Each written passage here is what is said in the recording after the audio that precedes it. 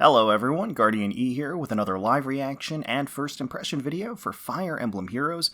Tonight we're getting the reveal trailer for the next set of special heroes to drop into the game in just a few short days. Got the silhouettes pulled up right here that were revealed on the Twitter earlier.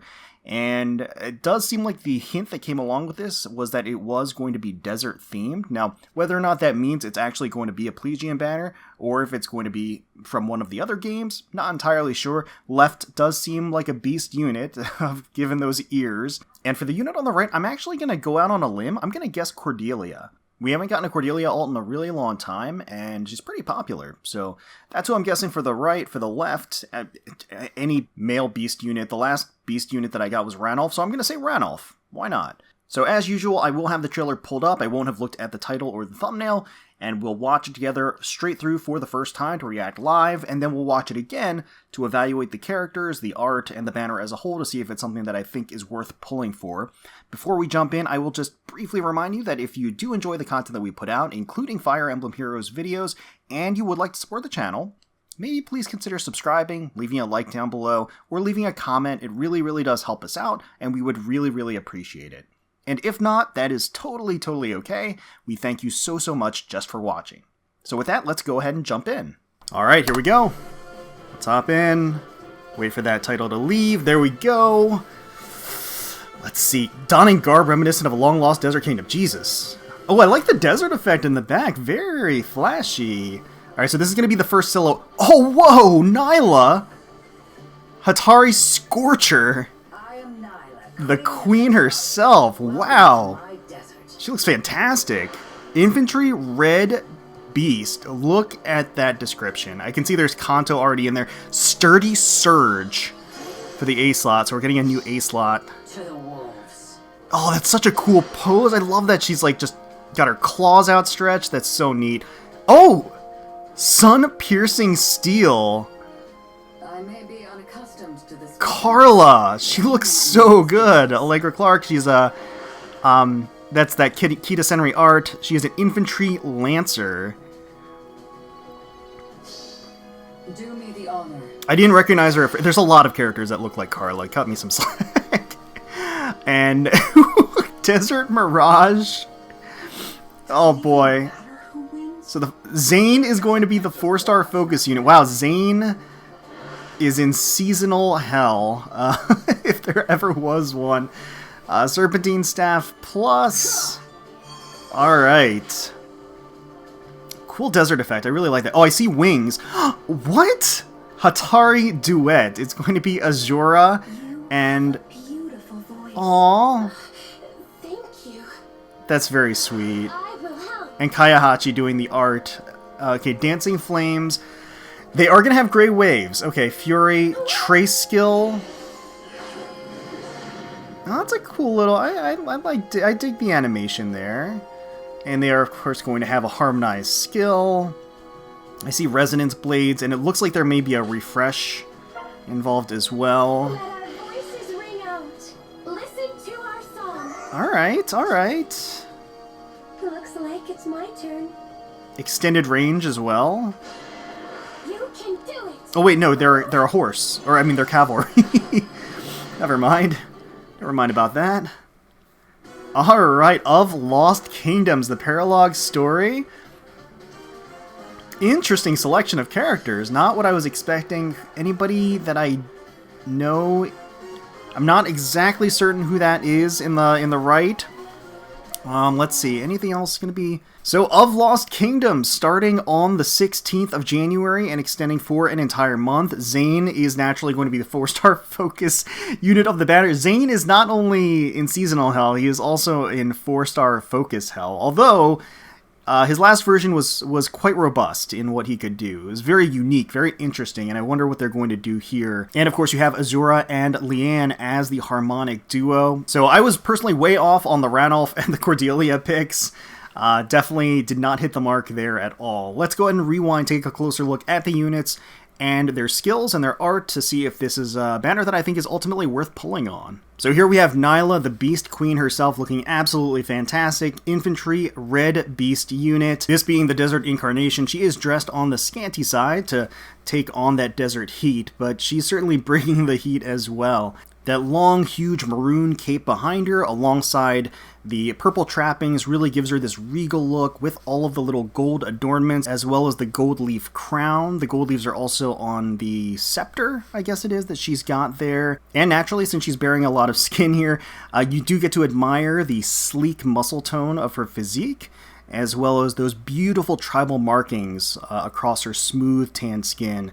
Really, really nice. Love the giant floofy purple tail as well. Really luxurious looking. So Nailah has Royal Hatari Fang. 14 might, enables Kanto remainder +1 while transformed. No other condition to that Kanto. She just has +1. Wow, that's good. Accelerate special trigger, cooldown count -1, so a killer slaying effect. If unit initiates combat or is within 2 spaces of an ally, grants +5 to all stats, and neutralizes effects that guarantee foes follow-up attacks or prevents units follow-up attacks during combat. At start of turn, if unit is adjacent to only beast or dragon allies, so the transformation condition, of course, they transform, and once transformed, grants attack +2, deals +7 damage when special triggers, and neutralizes effects that grant special cooldown charge +1 to foe, or inflict special cooldown charge -X on unit. That is a whole heck of a lot of good eaten there. This weapon is pretty phenomenal. Enables Kanto, remainder +1. Keep in mind that Nailah is an infantry unit, so she has Kanto +1 as an infantry unit. That's very, very good. Killer Slaying effect is always good, and essentially her weapon effect boils down to giving her lots of stats, allowing her to follow-up attack, and preventing the enemy from preventing her from follow-up attacking, so that her speed check will happen, and she will be attacking. She'll get the Kanto off, she'll get the additional special charge, and the enemy can't prevent her from getting special charge. She gets true damage tacked onto her special damage as well, and a little attack boost. So all this stuff together, basically, it kind of resets the stage a little bit. All of those skills that either give or take away special charge, she eliminates and nullifies those. All of those that might prevent her from follow-up attacking, nullifies those. Then gives her a healthy stat boost, the Kanto, the Killer Slaying effect, the extra damage, the true damage tacked on to the special. I mean, it's all really pretty exceptional stuff. Luna for the special. Sturdy Surge for the A slot. If unit initiates combat, grants attack +7 and defense +10 to unit during combat. And also, if unit deals damage to foe using a special, restores HP equal to X% of unit's max HP. I see, so this is the equivalent of the Swift Surge, I think that Brave Erica has, if I'm not mistaken, so that is very, very strong. It's like Sturdy Impact, except instead of the nullifying the enemy's follow-up attack, which she already has built into her weapon, instead she gets healing for the special, which is very good. A Lull Speed Defense 3, the lull skills are so good. Debuffs the speed and defense on the enemy, and then neutralizes their bonuses to those skills those stats during combat. And then Glare for the C slot, which is her own sort of unique C slot skill. After combat, if unit attacked, inflicts status on target and foes within 1 space of target, restricting movement to 1 space through their next actions. Nailah's kit seems really, really great here, and we're seeing, again, more of these weapons that just basically do away with these special cooldown charge additions, or subtractions, or nullifications, follow-up attacks, and everything else. Like, we're seeing more of that in every set of units. It kind of fits Nailah, because Nailah feels a little bit no-nonsense, so it's like she's just cutting away with that bull and going straight back to the speed check, the classic, keeping it real. But yeah, I think her kit is great, and I think the fact that they put Kanto built into her weapon is just such a huge advantage. And the fact that she's infantry, so they would normally be locked against having Kanto anyway. It's really good. And then here's her transformation. And there's her special attack. Oh, she looks so fierce. I love that she has her claws outstretched. I love the slash effect. I actually have these golden claw slashes around her, the sand kicked up, and the rocks beneath her. It just gives this very brutal look to the whole thing. I think it looks great. And obviously you have the gorgeous mane of purple hair just flowing behind her as she's leaping forward. So cool. Taking her out. So here's Karla as an infantry lancer. I have to admit, when her art first flashed up, I actually wasn't sure it was her. I thought it could have been Ira, and so I wasn't 100%. But Karla's obviously beautiful, and she looks absolutely stunning here. Long flowing hair. She's obviously dressed in this beautiful, elegant gown, this desert attire that really, really suits her. I like that you have kind of the stockinged sleeves as well as the stockings on her legs that match that really cool pattern. These beautiful regal tassels coming off of her. I really do love the flower that's in her hair with the petals. It's really just gives this robust color to the whole thing. It is particularly striking how there's that blue and the green, especially surrounding the spear itself. It almost gives her an aquatic look, which is, you know, kind of the opposite of what you would expect from a desert theme, but it still works. I think it fits this whole theme of her being this blossoming desert flower that's just a fleeting treat for the eyes. But yeah, she looks fantastic. So she's going to have Dry Blade Lance, 16 might, Killer Slaying Effect. At start of turn 1, grants special cooldown count -2 to unit. At start of combat, if the unit's HP is greater than or equal to 25%, grants attack speed +6 to unit during combat and deals damage equal to X% of unit speed when special triggers. X equals unit's max special cooldown count times 10 plus 20. Well, that's an interesting calculation. So let's get rid of the mundane stuff here. Killer Slaying Effect is always very, very good. And then at start of turn 1, grants special cooldown count -2 to unit. So obviously this is intended for her to basically chain specials with Special Spiral, right? So at turn 1, Draconic Aura is going to be at a 2-turn cooldown. Then you'll get 2 special charges on turn 1. So she's always going to have Draconic Aura ready to go whenever she needs it. And it doesn't matter if you guard her or whatever. You can't really reduce her special charge because she gets all of her special charge outside of combat, right? She gets some, attack and speed boosts, which is fantastic. +6 to both is really great in combat buffs that really can't be nullified. And then deals damage equal to X% of unit speed when special triggers. And so it's a weird calculation because it takes the cooldown of your special, and in this case it would be 3, and I think in most cases you would want it to be 3 because that really is what synergizes with her kit the most. That's what's going to allow her to chain the actual specials with Special Spiral. So let's just say it's 3 and it stays 3. So it would be special cooldown count value times 10, so 30 plus 20. So that means 50% of her speed. And if we know Karla, and I think we do, and her original incarnation, when she first came out, she was, I think at that point, the speediest unit in the game. So I suspect they're going to make her pretty darn fast, this incarnation of her as well. 50% of that as raw damage?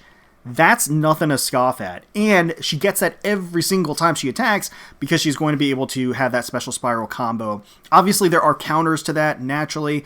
But if you let her get that special off, it is going to do a ton of damage. 30% of her attack as well as 50% of her speed. C-slot is odd Tempest 3. At start of odd number turns, unit can move 1 extra space.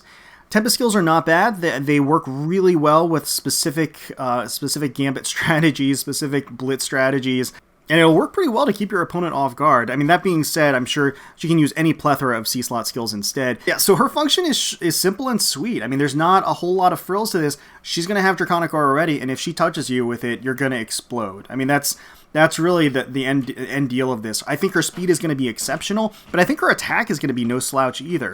And if they're going to make her a fully offensive unit like that, and the reality is that Draconic Aura, 30% of her attack, that's going to be huge. Draconic Aura scales with any buffs that she has as well. And the same thing, same deal with the true damage component to the Dry Blade Lance.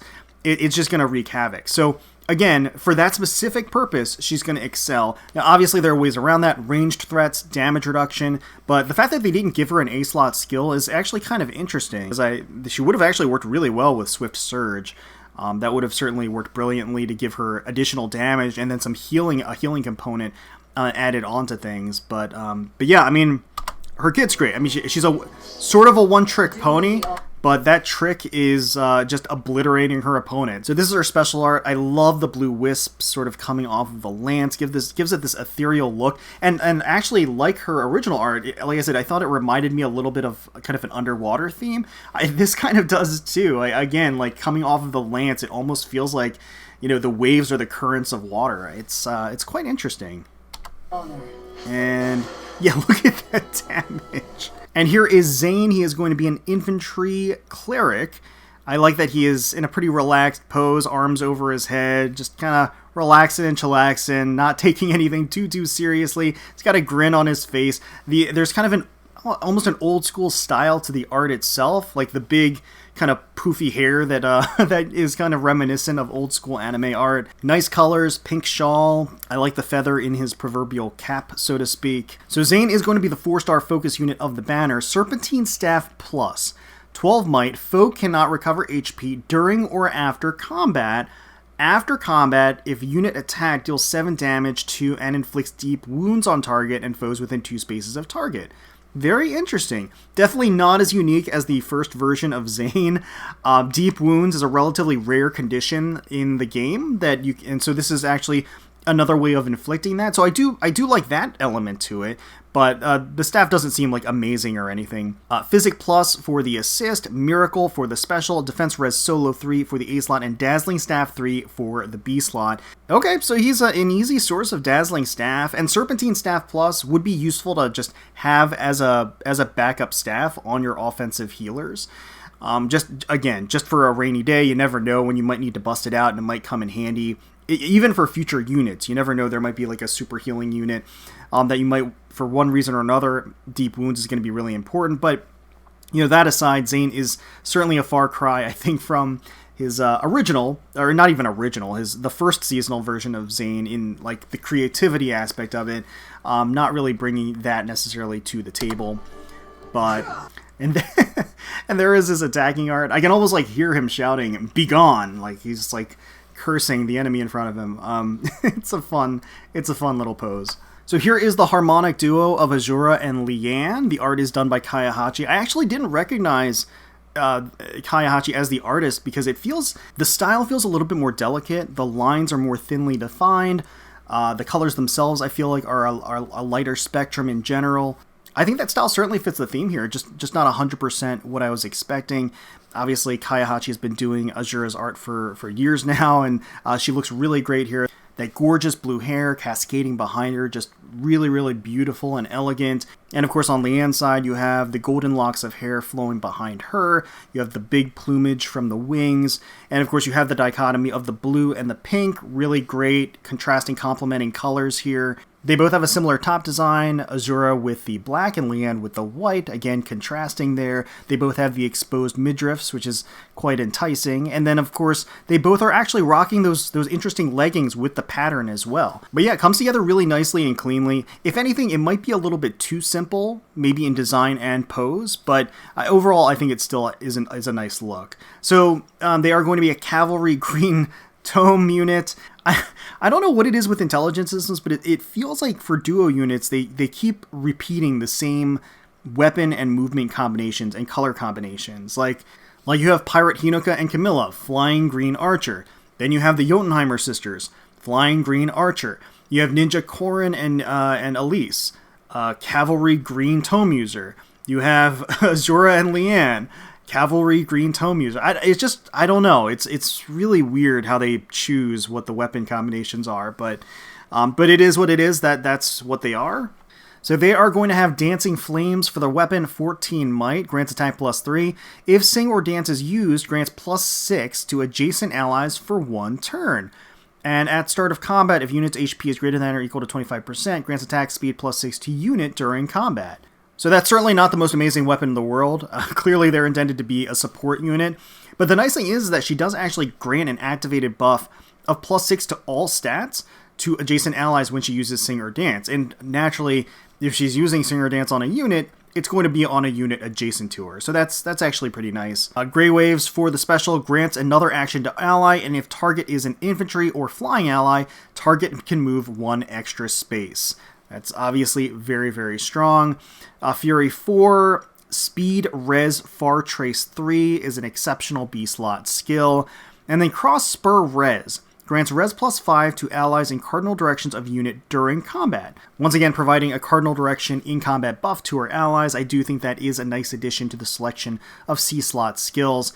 Overall, nothing in here is blowing me away. Grey Waves has always been good and continues to be good, and that's not going to change now. Another unit with Grey Waves is a big threat no matter what. She is going to be a support unit, and all of these skills that are on her are very good, but I suspect she's not going to have a ton of stopping power. It's really going to be in the support role of essentially allowing her... Now, the nice thing with the Trace skill her being cavalry as a dancer and having the trace skill means that has a lot of built-in flexibility, I think, in the context of being a horse dancer. But let's go ahead and see.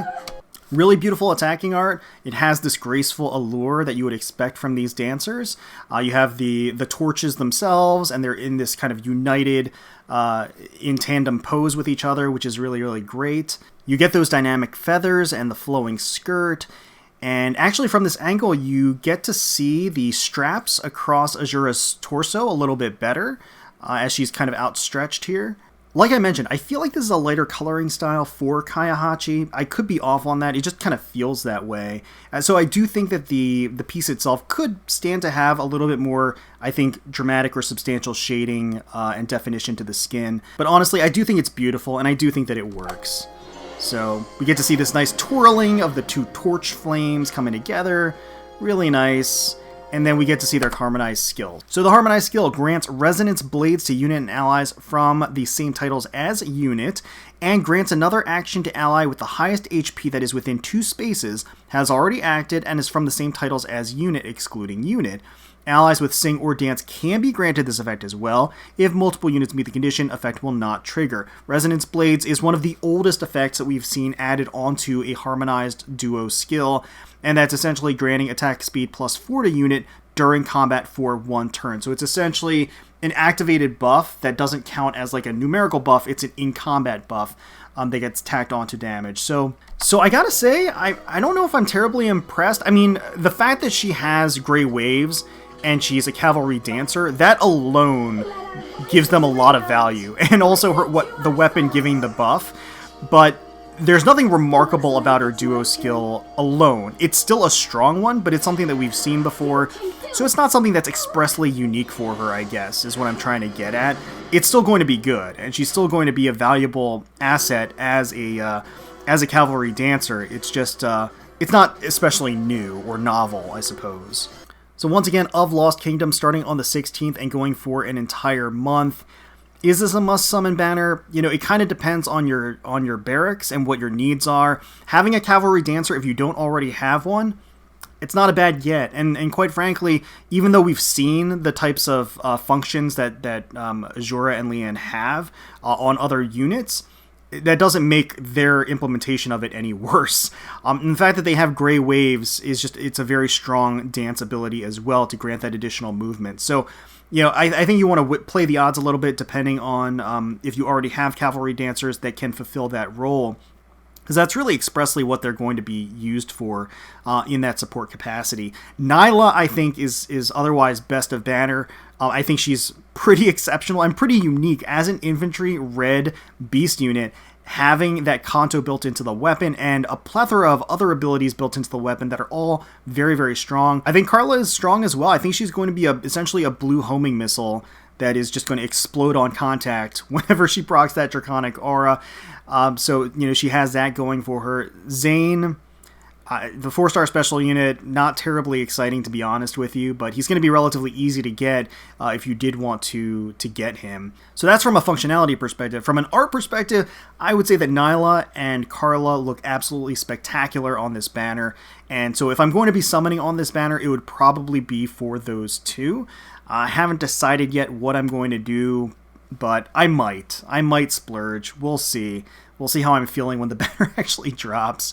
But let me know in the comments below if you're excited for this banner, if you're excited for these units, if you're excited for kind of the return of a desert theme for a seasonal. Hopefully you all enjoyed the video. If you did, please feel free to leave us a like, comment, and subscribe to the channel for more Fire Emblem Heroes content. We thank you all so much for watching and for taking time out of your day to spend with us. We really do appreciate it. Certainly hoping you're all staying safe, healthy, secure, and united out there, and wishing the very, very best for you, your family, and your friends.